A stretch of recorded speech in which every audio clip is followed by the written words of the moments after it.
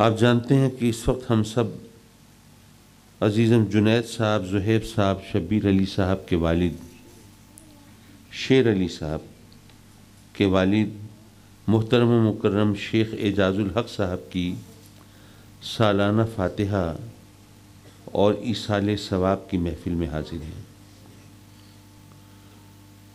اور یقیناً خوش نصیب ہیں وہ لوگ کہ جو ان کے دنیا سے رخصت ہونے کے بعد ان کی اولاد ایصال ثواب کا اہتمام کرے، ان کی مغفرت کا سامان کرے اور ان کی قبر کو ٹھنڈا کرنے کے لیے رب کی بارگاہ میں دعا کرے۔ یہ یقیناً خوش نصیبی کی علامت ہے۔ ظاہر ہے موت تو ہر ایک کو آنی ہے، فرار تو کسی کے لیے ممکن نہیں ہے، لیکن بہت سے لوگ وہ ہوتے ہیں قبر میں جاتے ہیں اور انتظار ہی کرتے رہتے ہیں۔ بیٹے کو قرآن پڑھایا تھا تو وہ کوئی قرآن پڑھ کے بخشے گا، ایصال ثواب کرے گا، مغفرت کا سامان کرے گا، قبر کو ٹھنڈا کرنے کا اہتمام کرے گا، لیکن اس نے بچے کو اس مدرسے میں پڑھایا جہاں پر پڑھ کے اس کا عقیدہ یہ ہے کہ ایصال ثواب کرنا سرے سے جائز ہی نہیں ہے۔ تو قرآن تو پڑھ لیا اس نے، لیکن ظاہر ہے کہ والدین کو قرآن پڑھانے کا وہ فائدہ نہیں ہوا جس کی توقع رکھ کے انہوں نے قرآن پڑھایا تھا۔ حضرات مکرم، مجھے اس وقت کوئی اختلافی موضوعات کو نہیں چھیڑنا، اور میں یہاں پر کوئی نفرتیں پھیلانے بھی نہیں آیا، لیکن آقا کریم صلی اللہ علیہ وسلم کی ایک حدیث مبارکہ کی روشنی میں ہمارے لیے کچھ راہ عمل کھلتی ہے۔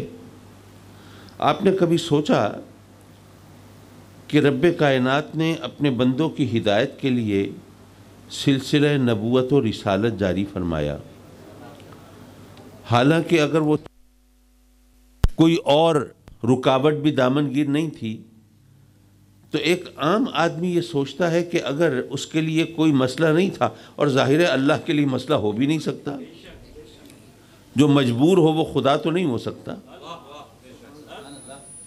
تو جب اس کے لیے کوئی مشکل نہیں تھی، مسئلہ نہیں تھا، تو وہ ہر ایک کو ڈائریکٹ ہدایت دے دیتا تو کتنا اچھا ہوتا۔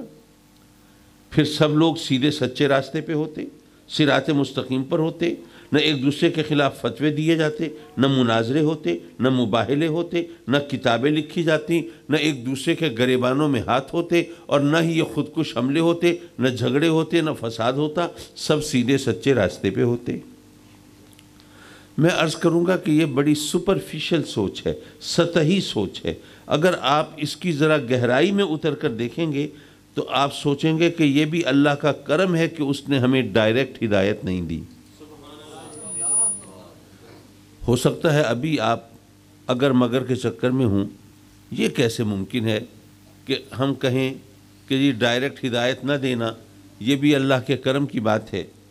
میں عرض کروں گا، دیکھیے بات یہ ہے، جس کو اللہ کی طرف سے براہ راست احکام ملیں تو وہ تو اللہ کا نبی ہوتا ہے نا۔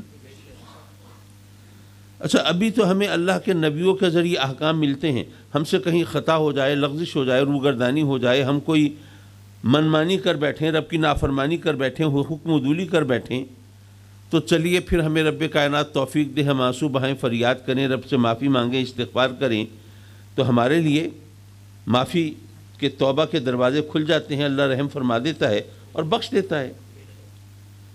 لیکن ذرا سوچئے کہ اگر ہمیں اللہ کی طرف سے ڈائریکٹ حکم مل رہا ہوتا تو کوئی ایسا حکم ملتا جو ہماری مرضی کے خلاف ہوتا، جس میں ہمیں اپنا بظاہر نقصان نظر آ رہا ہوتا، جو ہماری پلاننگ کے راستے میں رکاوٹ ڈال رہا ہوتا، جو ہم نے خواب دیکھے ہیں وہ اس کی تعبیر کے برعکس ہوتا، تو کیا ہم سب اللہ کے ان احکام کی تعمیل کر لیتے؟ یہ اپنے گریبان میں جھانکنے کی بات ہے، کسی اور سے پوچھنے کی بات نہیں ہے۔ بندے اور رب کا معاملہ ہے، کسی اور کو ٹانگ اڑانے کی بھی کوئی ضرورت نہیں ہے۔ شاید ویسے آپ نہ سمجھ رہے ہوں تو چلیے ایک مثال سے زیادہ آسانی سے سمجھ جائیں گے۔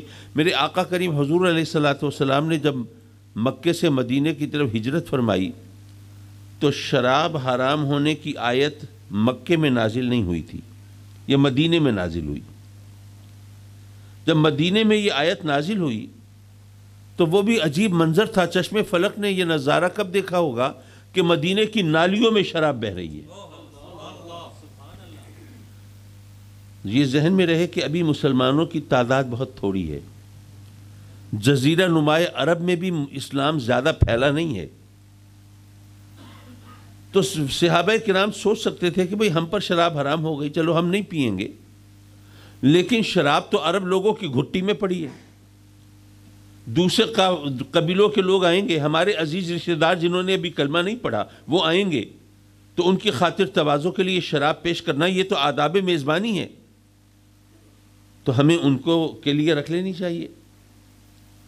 یا یہ بھی سوچ سکتے تھے کیونکہ اس وقت غربت تھی، مسلمانوں کی حالت بھی بڑی خستہ تھی، آقا کریم صلی اللہ علیہ وسلم بھی تو کھجور کی چٹائی پر آرام فرماتے تھے نا، اور جو کی روکھی سوکھی پہ گزارا فرماتے تھے، اور آپ نے اپنی شہزادی کو بھی، لاڈلی بیٹی کو بھی، خاتون جنت کو بھی پیوند لگی چادر میں گھر سے رخصت فرمایا۔ تو مسلمان یہ سوچ سکتے تھے کہ بھئی یہ شراب جو ہے حرام ہو گئی، اب ہم نہیں پی سکتے، تو چلو ایسا کرو، بڑی قیمتی شراب ہے، نفیس شراب ہے، عمدہ شراب ہے، بڑی پرانی شراب ہے، تو چلو اسے بیچ لو، پیسے کھڑے کر لو۔ نہ کسی نے شراب بچائی ہے نہ چھپائی ہے، بلکہ سب نے شراب بہائی ہے۔ میں آپ سے پوچھتا ہوں، آج کل بھی شراب کی بھٹیاں چل رہی ہیں، چلانے والے مسلمان ہیں، بیچنے والے مسلمان، خریدنے والے مسلمان، پینے والے مسلمان، پلانے والے مسلمان۔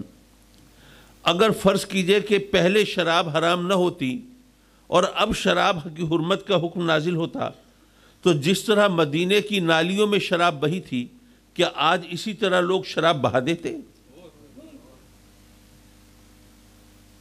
کہنے کا مطلب یہ کہ ہم اس طرح رب کے احکام نہ مانتے، بہت سے لوگ مان بھی لیتے، میں یہ نہیں کہتا کہ کوئی بھی نہ مانتا، کچھ بہت سے مان بھی لیتے، لیکن بہت سے وہ بھی ہوتے جو گڑبڑ کرتے، جو ڈنڈی مارتے، بلکہ شاید ڈنڈا مارتے اور اپنی منمانی کرنے کی کوشش کرتے۔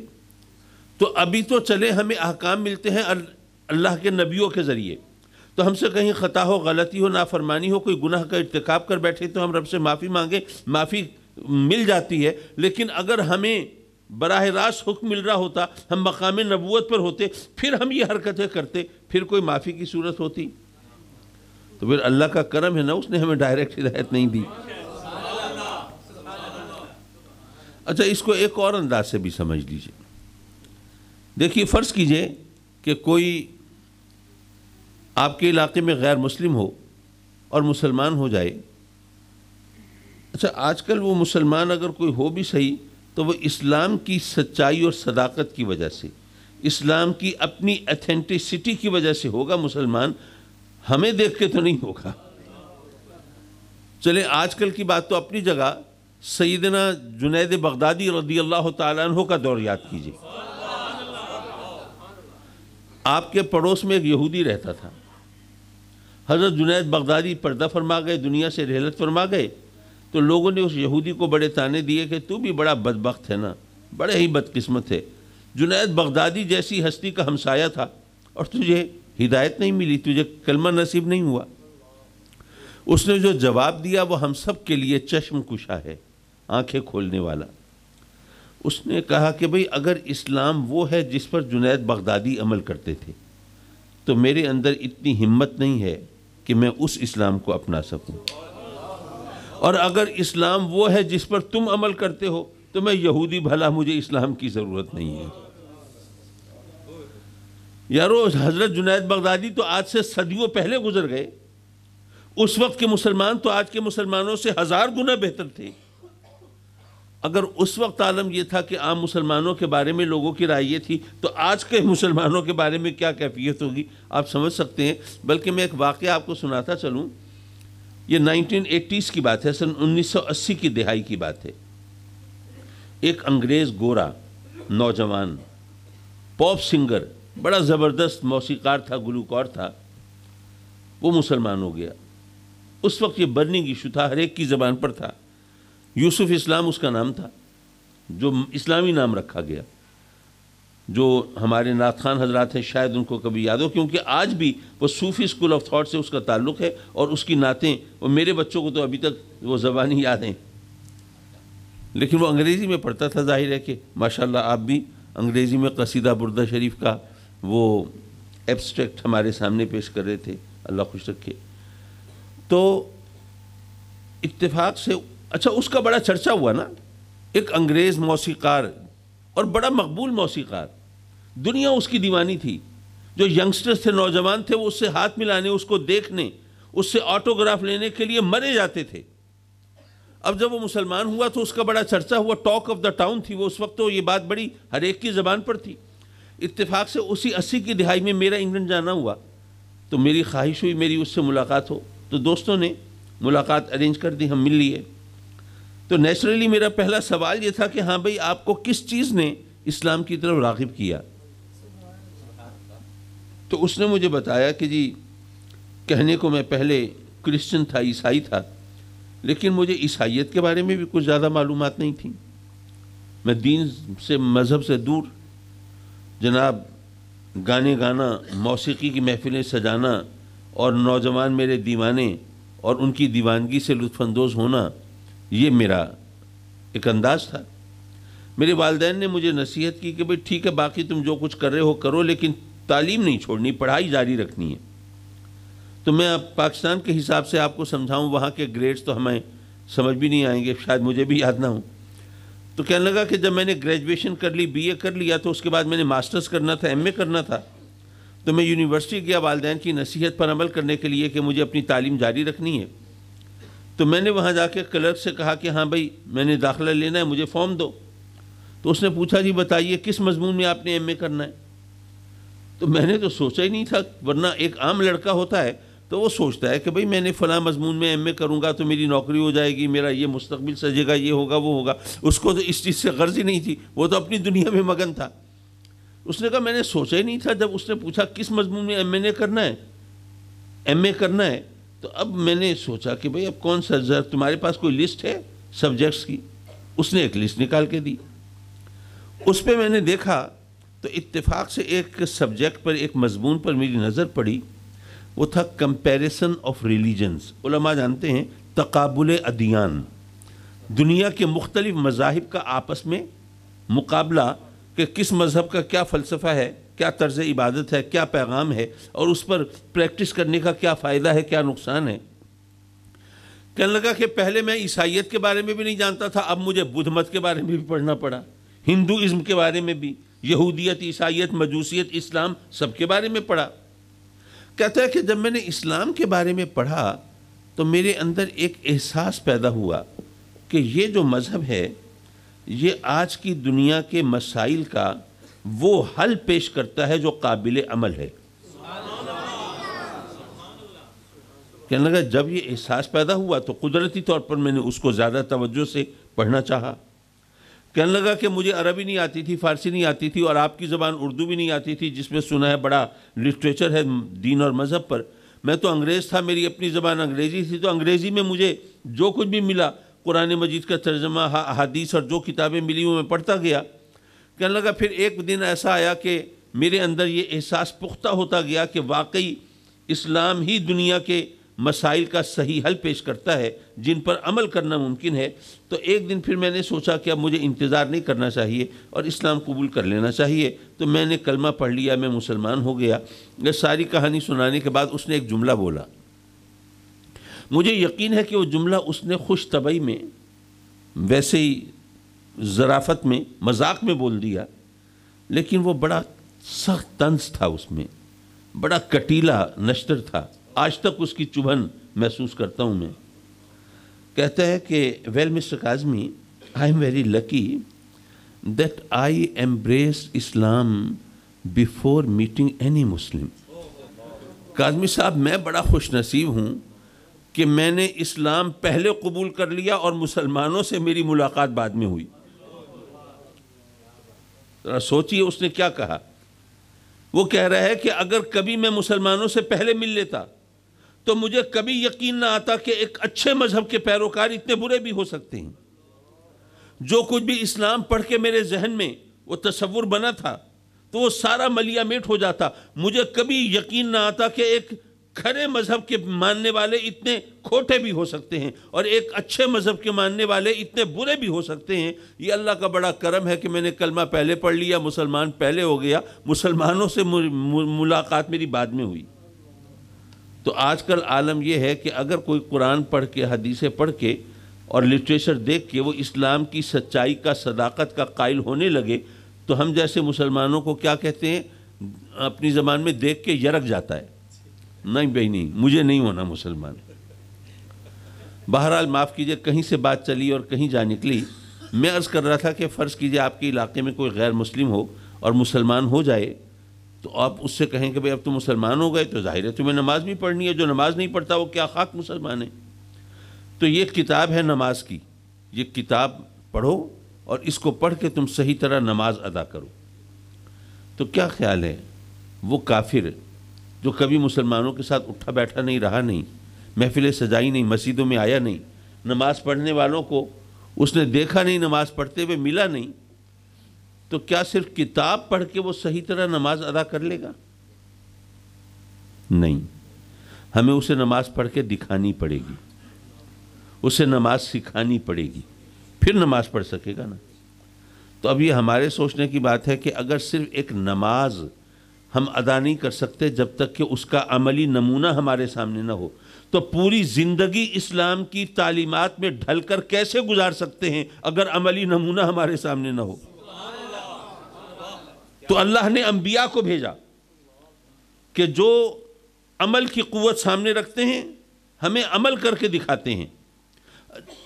آج کل ماشاءاللہ سوشل میڈیا کا دور ہے، صبح سے شام تک واٹس ایپ پر، فیس بک پر، آن دا ادر ایپس آپ کے پاس ماشاءاللہ میرا خیال ہے سینکڑوں نہیں تو بیسیوں نصیحتیں تو آتی ہوں گی، اقوال زرعی، حکایتیں، کہانیاں، بزرگان دین کے اقوال، نہ جانے کیا کچھ، بڑی اچھی خوبصورت باتیں ہوتی ہیں، میں ان کی مذمت نہیں کر رہا، لیکن ایک سوال کرتا ہوں میں آپ سے، مجھے کوئی ایک شخص ایسا دکھا دیجئے جو ان نصیحتوں کو، اقوال زرعی کو، ان حکایتوں کو پڑھ کے سدھر گیا ہو، ٹھیک ہو گیا ہو، برے راستے سے تائب ہو گیا ہو، کوئی ایک بندہ ایسا دکھا دیجئے۔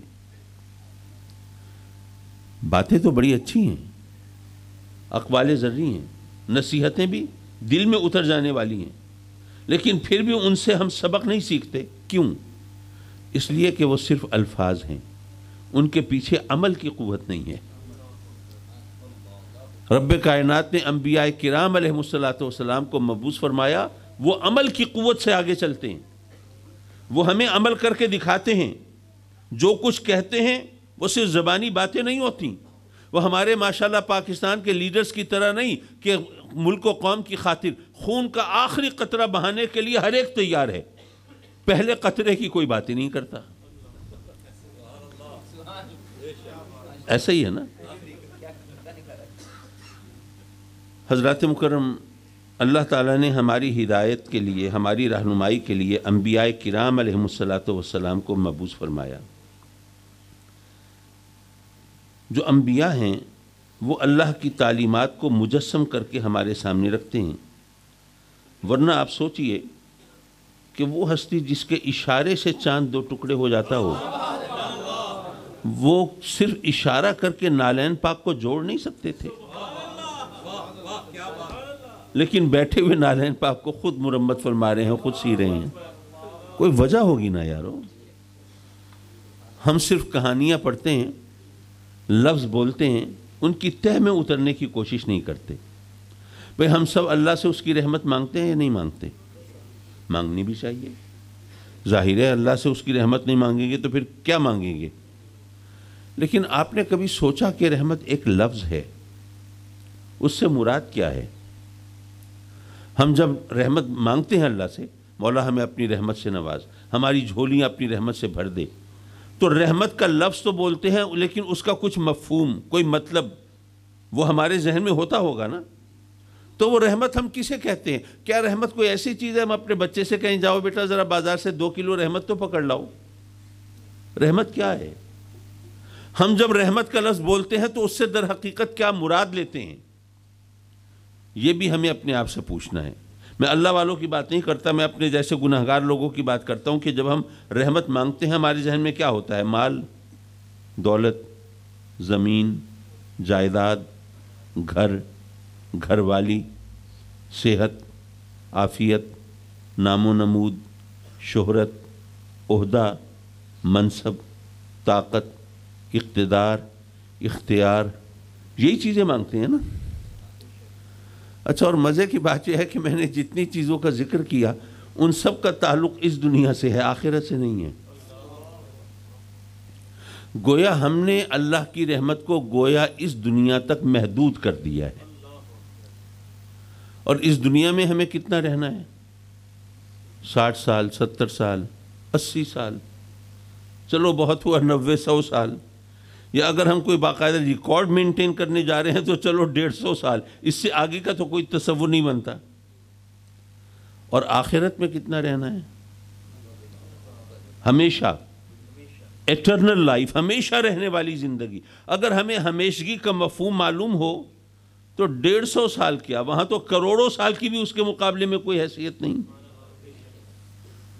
تو جہاں چند برس رہنا ہے اس کے لیے تو ہم ساری زندگی تگ و دو کر رہے ہیں، محنت کر رہے ہیں، کوشش کر رہے ہیں۔ حج یہ ہے کہ نماز بھی پڑھ رہے ہوتے ہیں، بھئی وہ پیر صاحب نے بتایا تھا کہ ذرا وظیفہ کرنا فلاں نماز کے ساتھ تو پھر تمہاری روزی میں اضافہ ہوگا، تو اب وظیفہ کرنا ہے، نماز تو پڑھنی پڑے گی۔ یعنی نماز بھی ہم پڑھ رہے ہیں تو آخرت کے لیے نہیں، دنیا کے لیے پڑھ رہے ہیں۔ اچھا، یہاں ایک بات اور کہتا چلوں، دنیا کہتے کسے ہیں؟ اس پر عارفین نے، کاملین نے، صوفیاء نے بہت کچھ فرمایا۔ اچھا، مجھے ایک قول بہت پسند آیا، میں آپ کے سامنے بس وہ رکھ دوں، مجھے ظاہر ہے کہ اس ٹاپک پر کوئی ریسرچ نہیں کرنی۔ صوفیاء کی محفل ہو رہی ہے، اس میں ایک عارف نے فرمایا کہ دنیا وہ ہے جو آخرت میں کام نہ آئے۔ اب اگر آپ غور کریں، اس کی ذرا تہ میں اترنے کی کوشش کریں، وہ آپ نے مشہور حدیث سنی ہوگی کہ قیامت 3 لوگ پیش ہوں گے اللہ کی بارگاہ میں۔ ایک بہت سخی ہوگا جس نے ساری زندگی سخاوت کے دریا بہائے ہیں، جو بھی آیا اس کے دروازے پہ خالی نہیں گیا، اس نے مال لٹایا ہے خدا کی راہ میں۔ اب قیامت کے دن جب وہ آیا ہے تو اس کا خیال ہے کہ بھئی اس کے لیے تو بڑا انعام و اکرام ہوگا۔ جب وہ آتا ہے تو حکم ہوتا ہے کہ بھئی اس کا ٹھکانہ تو جہنم ہے۔ وہ حیران پریشان، مولا میں تو سخاوت کرتا رہا، مال لٹاتا رہا، تیری راہ میں لوگوں کو دیتا رہا، مخلوق خدا کے ساتھ بھلائی کرتا رہا، تو یہ صلہ مل رہا ہے مجھے۔ رب کائنات فرمائے گا کہ ہاں تو نے مال لٹایا تھا، لوگوں کی مدد کی تھی، لیکن اس کا صلہ تیرے ذہن میں کیا تھا، دل میں کیا تھا، کس لیے مانگتا تھا، کرتا تھا یہ سب کچھ؟ کہ لوگ تیری سخاوت کا چرچا کریں گے، جہاں بھی جائے گا لوگ آنکھیں بچھائیں گے، تیری عزت کریں گے، توقیر کریں گے، تکریم کریں گے، جناب تجھ سے جو ملنے کے خواہاں رہیں گے، بھئی وہ بڑا سخی ہے جناب، کیا بات ہے، کتنا دل ہے اس کا، جو بھی جاتا ہے اس کے دروازے پہ خالی نہیں آتا ہے۔ تو تیری نیت تو یہی ہوتی تھی نا، تو جو تو نے چاہا وہ تجھے مل گیا، تو تو نے آخرت کے لیے تو کچھ چاہا نہیں تھا، تو یہاں تو تیرا کوئی حصہ نہیں۔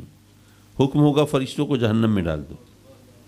ایک عالم دین پیش ہوں گے، زندگی بھر قال اللہ قال رسول کی صداؤں میں وقت گزارنے والے۔ اب ان کے ذہن میں بھی یہ ہے کہ میں تو ساری زندگی میں نے تو دین کی خدمت کی ہے، قرآن حدیث کی خدمت کی ہے، میرے لیے تو وہاں کا انعام و اکرام منتظر ہوگا۔ وہاں پر جب اس کے برعکس صورتحال دیکھتے ہیں تو حیران پریشان، مولا دین کی خدمت کرنے والا، لوگوں کو شریعت کی بارے بتانے والا، صراط مستقیم پر چلنے میں مدد دینے والا، تیرے محبوب کے فرامین لوگوں تک پہنچانے والا، یہ صلہ مل رہا ہے مجھے۔ اللہ فرمائے گا کہ ہاں یہ سب کچھ کیا تو صحیح تو نے، لیکن کس لیے کیا تھا؟ آخرت کے لیے تو نہیں کیا تھا، جنت کے لیے تو نہیں کیا تھا، میری خوشنودی اور رضا کے لیے تو نہیں کیا تھا۔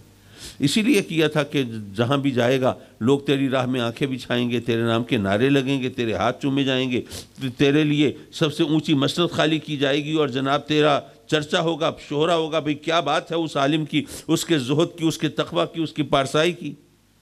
تو تو نے جس مقصد کے لیے کیا تھا وہ تیرا مقصد پورا ہوا یا نہیں ہوا؟ دنیا میں سب کچھ ملا کہ نہیں ملا؟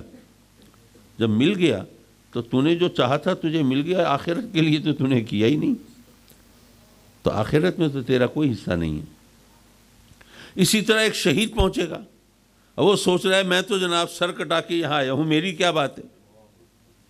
اب اس کے لیے بھی وہی صورتحال، مولا میں سر کٹا کے جان دے کے آیا ہوں تیری بارگاہ میں، مولا اس کا کوئی صلہ نہیں۔ حکم ہوگا کہ ہاں سر تو کٹایا تھا، جان تو دی تھی، لیکن کس لیے؟ کہ لوگ تیرے بچوں کی عزت کریں گے کہ جناب شہید کی اولاد ہے، تیری بیوی کی عزت ہوگی کہ جناب شہید کی بیوہ ہے، تیرے گھرانے کو لوگ خراج تحسین پیش کریں گے، تیرا چرچا ہوگا، اخبارات میں بھی ذکر ہوگا، اور جناب تیری یاد میں وہاں پہ محافل سجا کریں گی اور خراج تحسین پیش کیا جائے گا، اور تیری قربانی کی عظمت و شان کا ذکر ہوگا۔ اسی لیے دیا تھا نا تو نے سر، تو تیری یہ خواہش پوری ہوئی کہ نہیں ہوئی؟ ہو گئی نا۔ تو آخرت کے لیے تو نے کچھ کیا ہی نہیں تھا، تو یہاں تو تیرا کوئی حصہ نہیں۔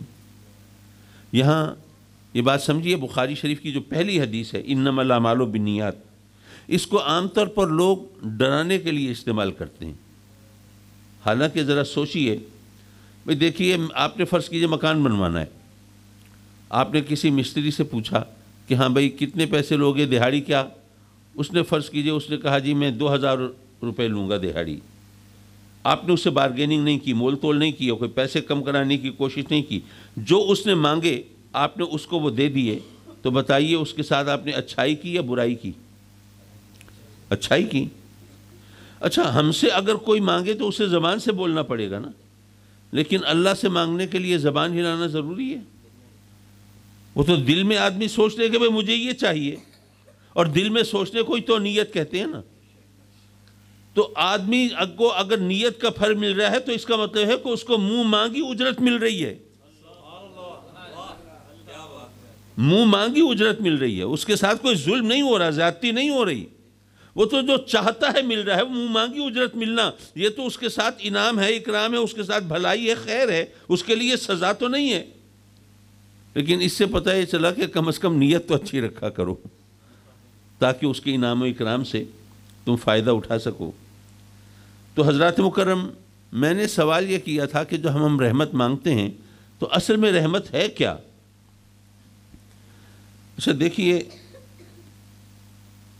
نماز تو اللہ کے فضل و کرم سے ہم سب پڑھتے ہیں، اور جو کہیں کوتاہی کرتے ہیں اللہ ہم سب کو توفیق دے اس کی ادائیگی کی۔ نماز میں درود ابراہیمی بھی پڑھتے ہیں، اور درود ابراہیمی جو ہے یہ الہامی درود ہے، تو اللہ رسول نے ہمیں تعلیم دی ہے نا کہ بھئی ہر نماز میں پڑھنا ہے، تو یہ تو الہامی درود ہے۔ اللہم صلی علی محمد وعلی آل محمد کما صلیت علی ابراہیم وعلی آل ابراہیم انک حمید مجید۔ ترجمہ کیا ہوا؟ اے اللہ ہمارے نبی پاک صلی اللہ علیہ وسلم پر اور ان کی آل پر رحمت بھیج، جیسے تو نے حضرت ابراہیم علیہ السلام اور ان کی آل پر رحمت بھیجی تھی۔ سیدھا سادہ ترجمہ یہی بنتا ہے۔ آپ نے کبھی سوچا کہ اللہ نے ہم سے مثال دلوائی حضرت ابراہیم علیہ السلام کی، حالانکہ اللہ کے نبیوں میں وہ نبی بھی جو ہیں جو نبی بھی ہیں اور بادشاہ بھی ہیں۔ آپ کے ذہن میں سب سے پہلے نام گونجا ہوگا سیدنا سلیمان علیہ السلام کا، جلیل القدر نبی ہیں، اور ساتھ ہی وہ کیا کر و فر ہے، تمطراق ہے، آن بان ہے، شان و شوکت ہے، کیا جاہ و جلال ہے، کس شان کے وہ بادشاہ ہیں۔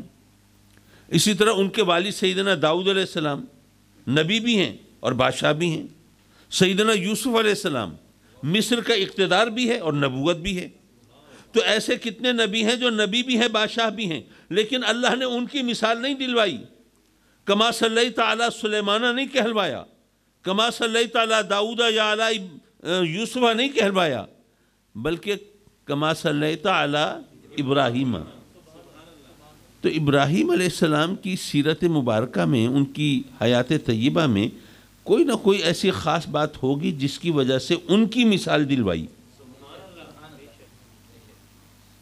ہم مکھی پہ مکھی مارتے رہتے ہیں، ہم غور و فکر سے کام ہی نہیں لیتے۔ پہ اللہ نے تمام نبیوں کو چھوڑ کر حضرت ابراہیم کی مثال کیوں دلوائی؟ یہ سوچنے کی بات ہے۔ اچھا یہاں پر ایک بات اور بھی بڑی مشکل سی ہے، وہ بھی سمجھتے چلیے، نبوت رحمت ہے کہ نہیں ہے؟ یقیناً رحمت ہے۔ حضرت ابراہیم علیہ السلام اللہ کے نبی ہیں، اور آپ کے دو فرزند حضرت اسماعیل علیہ السلام، اسحاق علیہ السلام، وہ بھی اللہ کے نبی، اور حضرت اسحاق علیہ السلام کے فرزند ہیں حضرت یعقوب علیہ السلام، وہ بھی اللہ کے نبی۔ یعقوب علیہ السلام کا لقب ہے اسرائیل، تو جتنے انبیاء بنی اسرائیل ہیں وہ حضرت یعقوب کی آل میں ہیں، اور حضرت یعقوب پوتے ہیں حضرت ابراہیم کے۔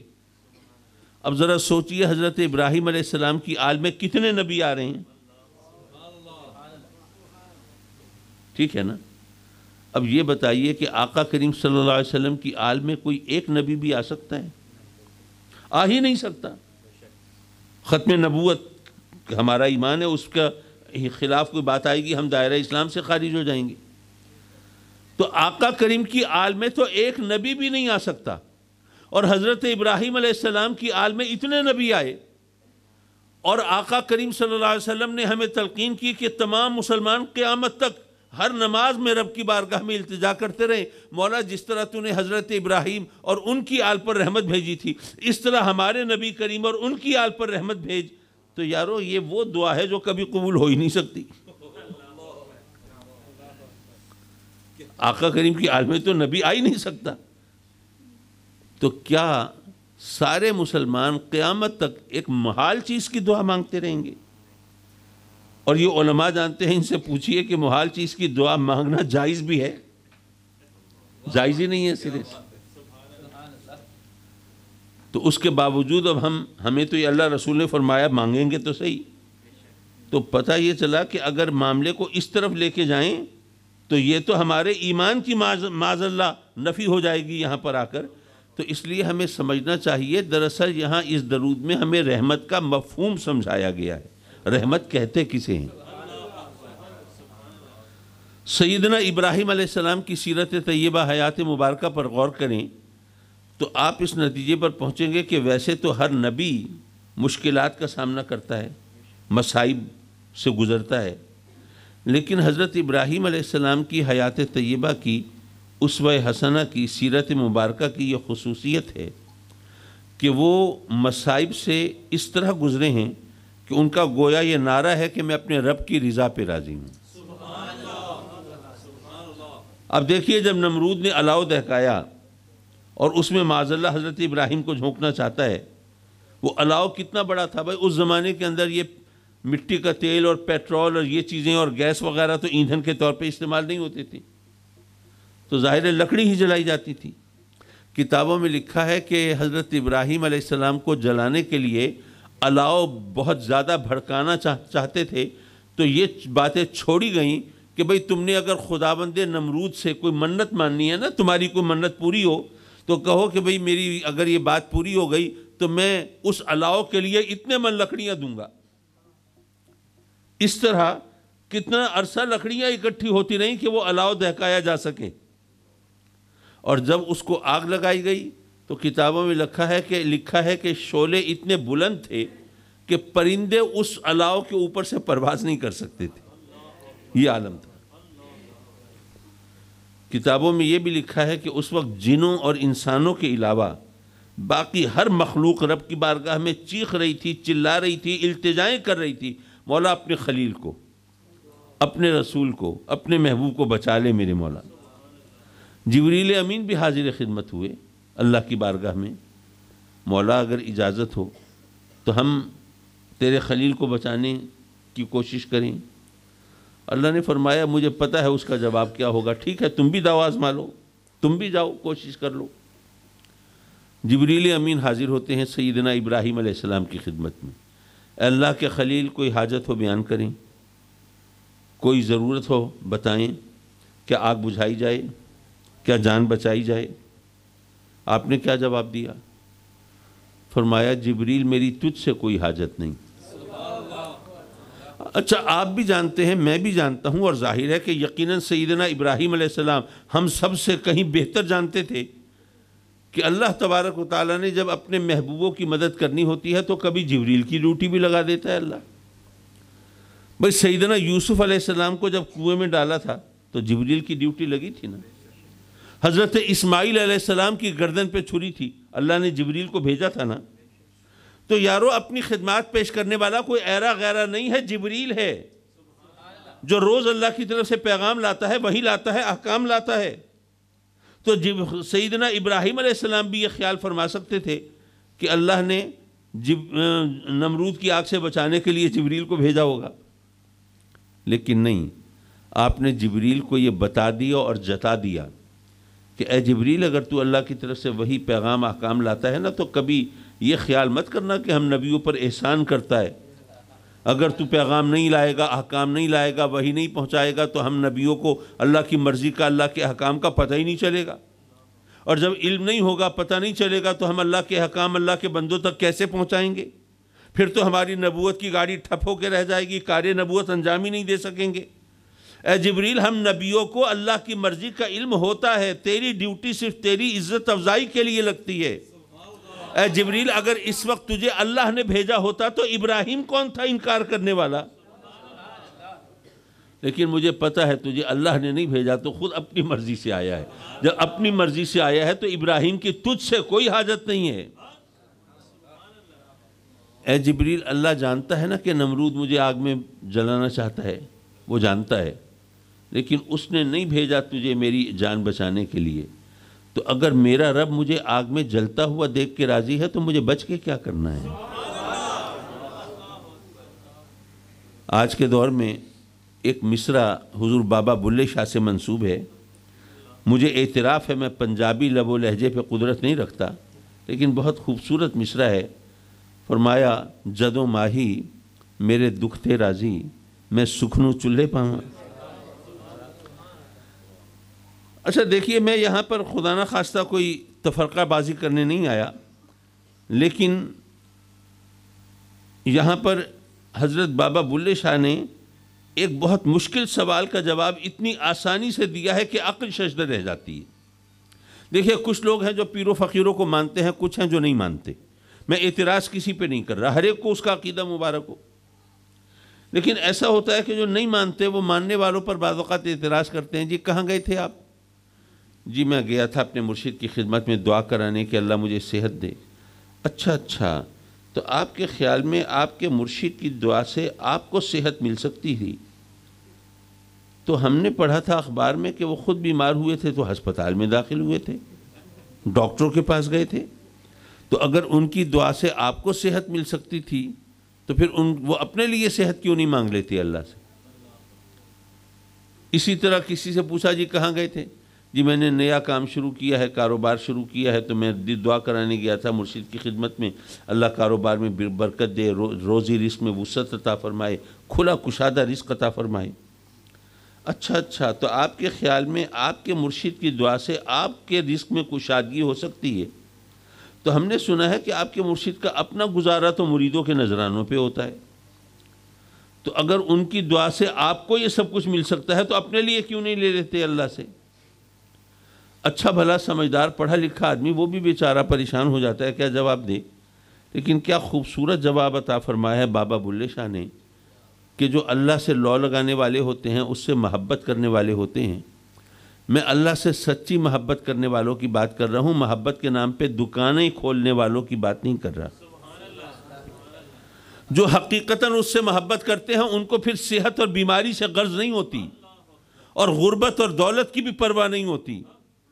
ان کو تو فکر ہوتی ہے تو بس اس سے کہ میرا رب, میرا محبوب مجھ سے راضی ہو جائے. کہ میرا رب اگر مجھے غربت میں دیکھ کے راضی ہے, مجھے دولت کے کیا کرنا ہے؟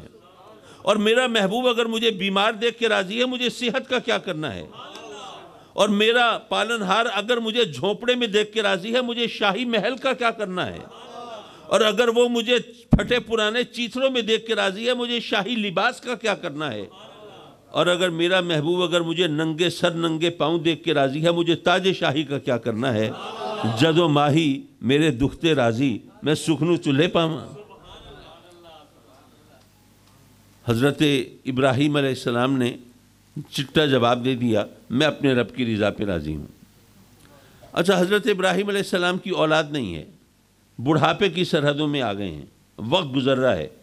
حد یہ ہے کہ عمر کے اس حصے میں پہنچ گئے ہیں جہاں آدمی گویا ایک طرح سے مایوس ہو جاتا ہے، راضی بریزہ ہو جاتا ہے، اچھا جی نہیں ملی اولاد، لیکن رب کی بارگاہ میں کوئی شکوہ نہیں، مولا میں نے بتوں کی پوجا کرنے والوں کو تیری بارگاہ میں جھکانا ہے، وہ جو درختوں کی پرستش کرتے ہیں، وہ جو آگ کی عبادت کرتے ہیں، وہ جو جانوروں کو خدا مانتے ہیں، جو چاند سورج کی عبادت کرتے ہیں، مولا ان کو تیری بارگاہ میں جھکانا ہے۔ اب میری اولاد نہیں ہے، کیا مجھے تانا نہیں دیں گے کہ جس رب نے آپ کو اولاد نہیں دی ان سے ہم کیا امید رکھیں؟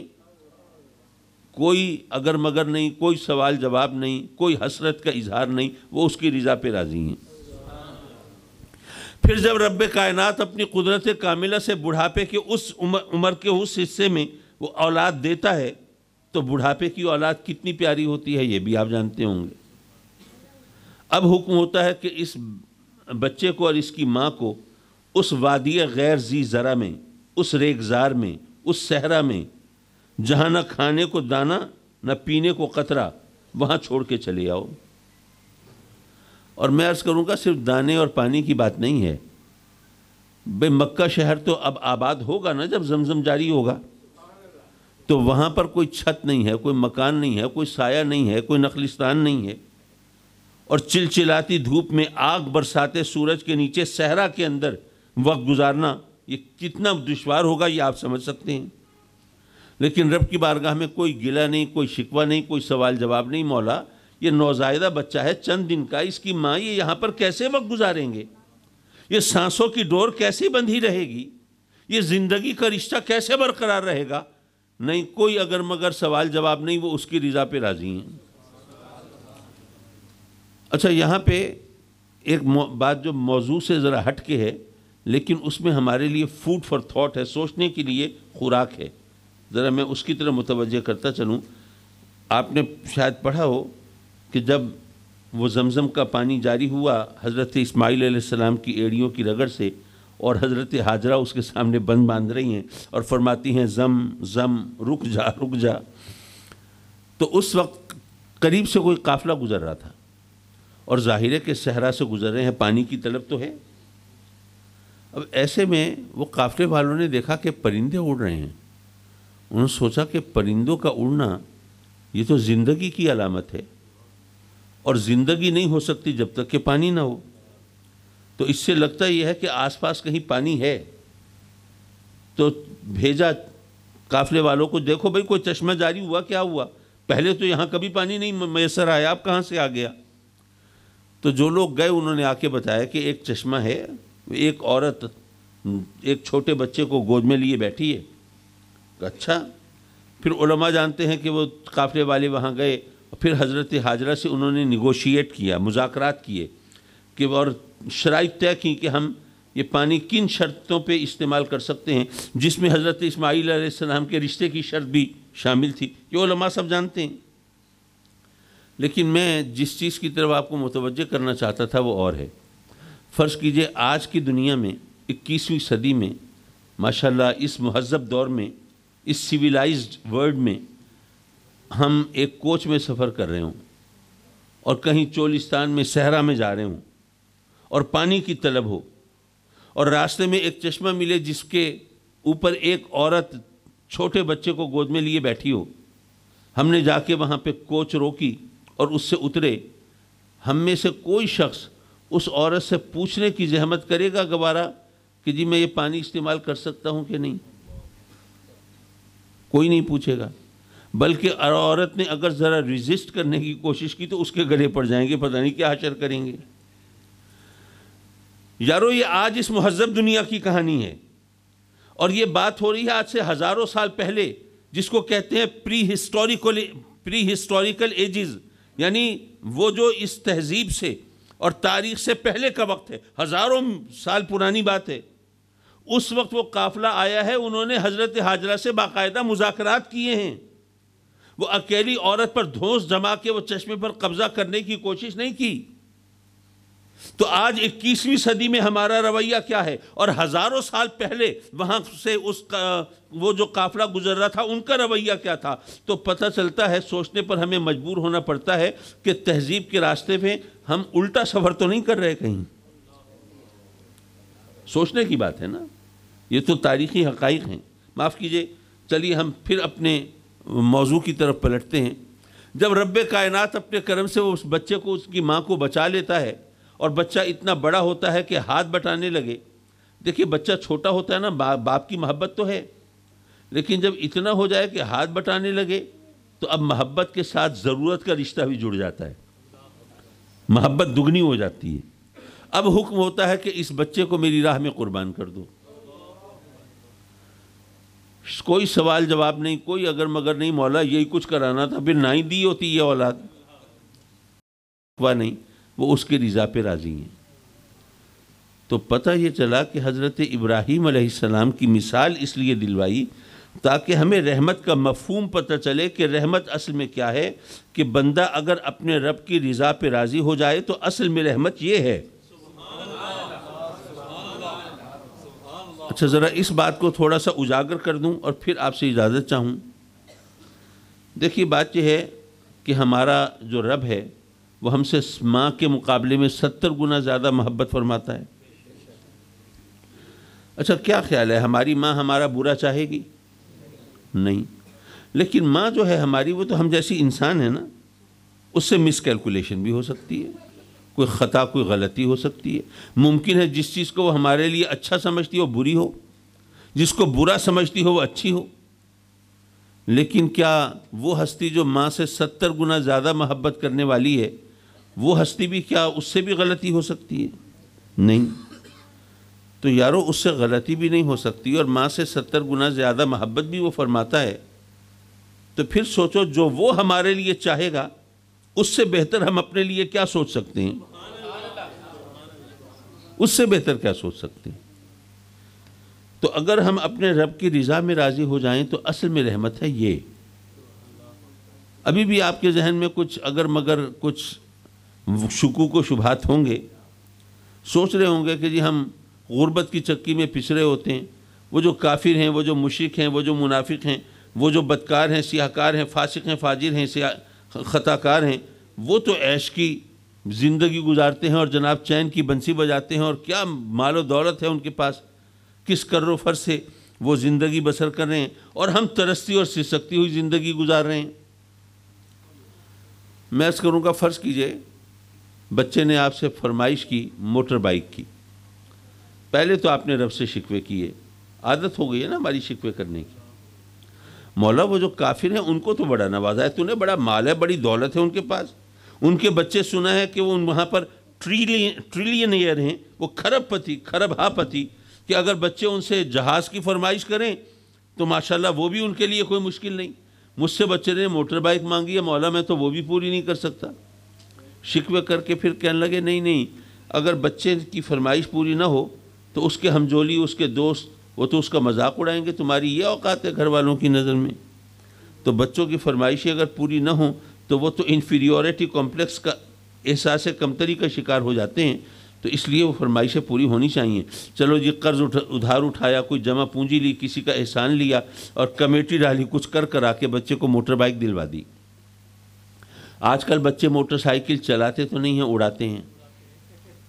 اب خدا نہ خواستہ بچہ تیز رفتاری کی وجہ سے یا ون ویلنگ کی وجہ سے یا کسی بھی سبب سے کسی حادثے سے دوچار ہوا، کوئی جان لیوا حادثہ ہوا، بچے پہ تو جو گزری سو گزری، آپ تو ساری زندگی اپنے آپ کو الزام دیتے رہیں گے، وہ تو بچہ تھا، فرمائش کر رہا تھا، میں تو بڑا تھا، مجھے سوچنا چاہیے تھا کہ بچے کو کس ایج میں موٹر بائک دلوانی چاہیے۔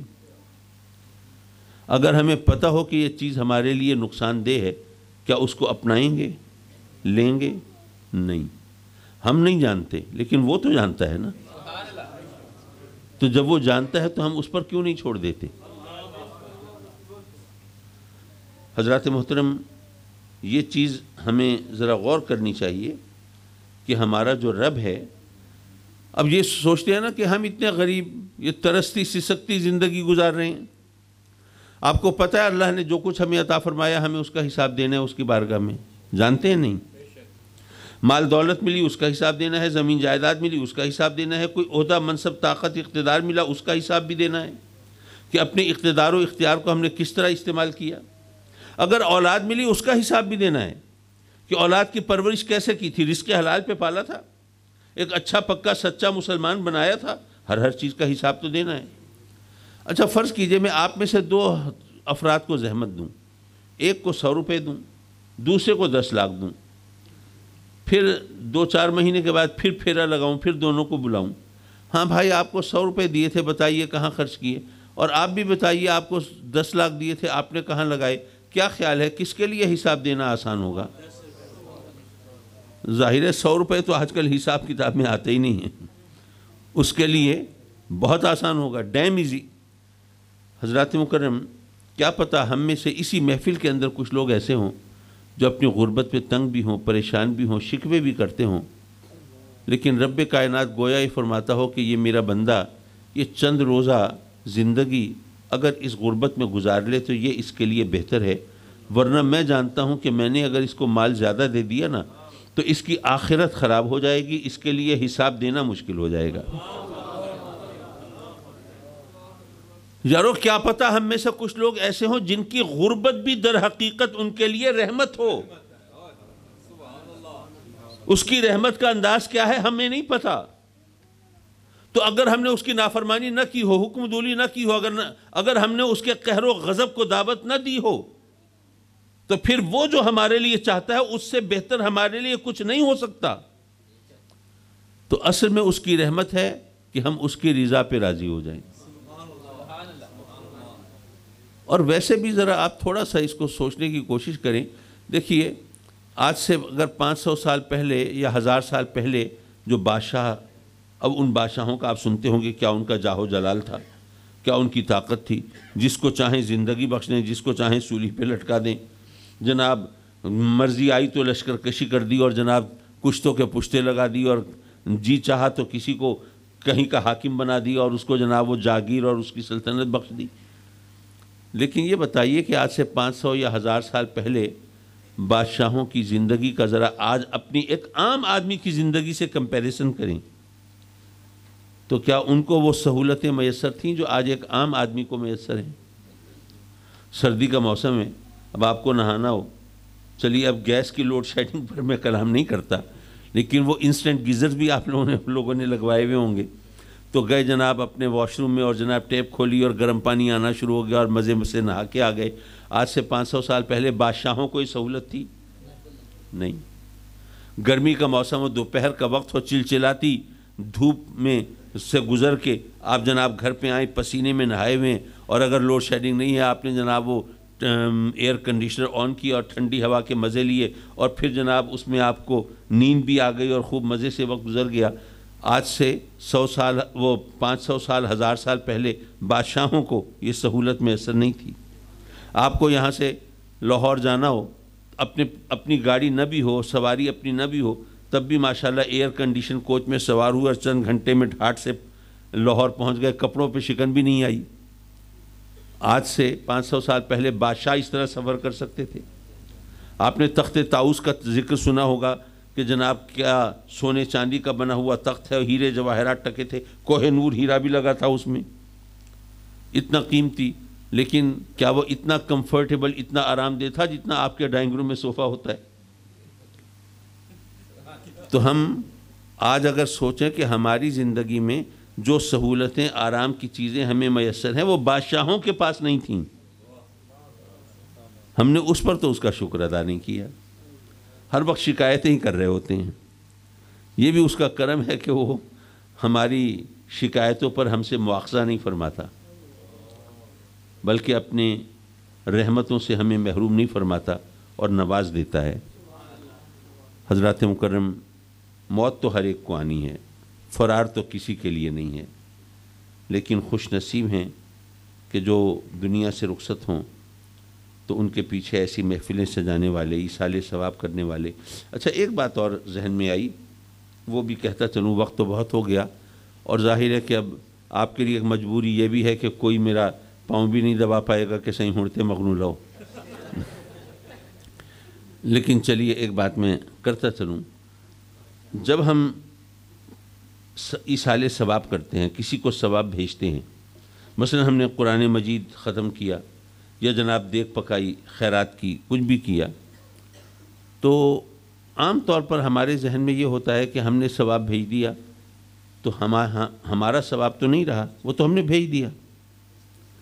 لیکن یہ ذہن میں رہنا چاہیے کہ رب کائنات ہمارے ثواب میں کمی نہیں فرماتا، ہمارے ثواب میں کمی نہیں فرماتا، بلکہ ان کو وہ اپنے خزانے سے ثواب عطا فرما دیتا ہے۔ بلکہ اس کو تھوڑا سا اور آگے بڑھ کے سوچئے، پہلے تو یہ اس بات کو پکا کیجئے نا، آقا کریم صلی اللہ علیہ وسلم نے فرمایا کہ اگر تم اپنے والدین کو محبت سے، عقیدت سے دیکھو تو ایک نظر دیکھنے سے تمہیں حج مبرور کا ثواب ملتا ہے۔ تو ایک صحابی نے کہا سرکار اگر میں 100 بار اپنے والدین کو دیکھوں اس طرح، تو آقا کریم نے تبسم فرمایا کہ اللہ کے پاس کیا ثواب کی کمی ہے، کوئی کوٹا لگا ہوا ہے؟ تو اگر وہ ایک دن میں روزانہ اگر حج مبرور کا ثواب ایک بار دیکھنے سے عطا فرماتا ہے، اور جتنی بار دیکھو عطا فرماتا ہے، تو اسی طرح اگر ہم ایصال ثواب کریں تو ہمارے ثواب میں کمی نہیں ہوتی، بلکہ وہ اپنے خزانے سے آگے ثواب عطا فرما دیتا ہے۔ ہمارا ثواب اسی طرح رہتا ہے، بلکہ اسی طرح نہیں رہتا، اس میں تھوڑا سا فرق ہے۔ میں یہ عرض کروں گا کہ جب آپ نے نیکی کی، کسی کو ثواب بھیجا، تو آپ کے ثواب میں تو کمی نہیں ہوئی، آپ نے کسی کے ساتھ حسن سلوک کر دیا، ثواب بھیج دیا، تو جس کو آپ نے ثواب بھیجا اس کے ساتھ آپ نے نیکی کی یا نہیں کی؟ تو کسی کے ساتھ نیکی کرنے کا ثواب ملتا ہے کہ نہیں ملتا؟ پتہ یہ چلا کہ صرف نیکی کر لینے سے اتنا ثواب نہیں ملتا جتنا نیکی کرنے کے بعد ایصال ثواب سے ملتا ہے۔ کم از کم میرا ذوق تو یہ کہتا ہے، اگر اس کے خلاف اگر کوئی بات آپ کے ذہن میں آتی ہو تو سبحان اللہ، چلیے پھر کسی وقت ڈسکس کر لیں گے۔ وآخر دعوانا ان الحمدللہ رب العالمین۔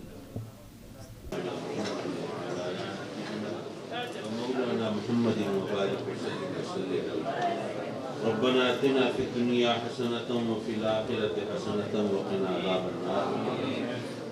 میرے مولا اس مبارک نورانی محفل میں حاضری کو مقبول و منظور فرما، اور ہمارے محترم دوست جنید، زہیب اور شیر علی کے والد محترم جناب شیخ اعجاز الحق صاحب کی درجات کو بلند فرما، ان کی قبر کو جنت کا باغ بنا، اور اپنے کرم سے ان کی قبر کو روشن فرما، ان کی قبر کو کشادہ فرما، اور میرے مولا اپنے کرم سے ان کی قبر کی حشر کی سب منزلیں آسان، اور میرے مولا اپنے کرم سے ان کی والدہ کا سایہ ان کے سروں پہ دراز فرما، اور انہیں اپنی ماں کی خدمت کر کے جنت کمانے کی توفیق عطا فرما۔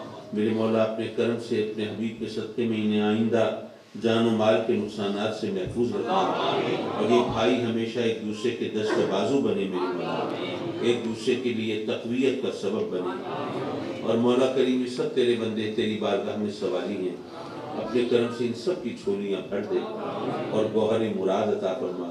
یہ ماشاءاللہ بڑی خوبصورت مسجد تعمیر کی ہے، اس مسجد کو آباد کرنے کی بھی توفیق دے، اور یہاں پر ماشاءاللہ میرے علم میں آیا ہے کہ بڑی ایک مدرسۃ البنات بنایا ہے، بچیوں کے لیے ایک مدرسے کی بنیاد رکھی ہے، تعمیر شروع ہے، اور ظاہر ہے کہ یہ تعمیر آج کل اتنی آسان چیز نہیں ہے، یہ آپ لوگ کر رہے ہیں، کوئی باہر سے مدد نہیں آ رہی اور کوئی ایسی صورت نہیں، تو اللہ نے آپ کو یہ توفیق دی ہے، یہ اس کا کرم ہے۔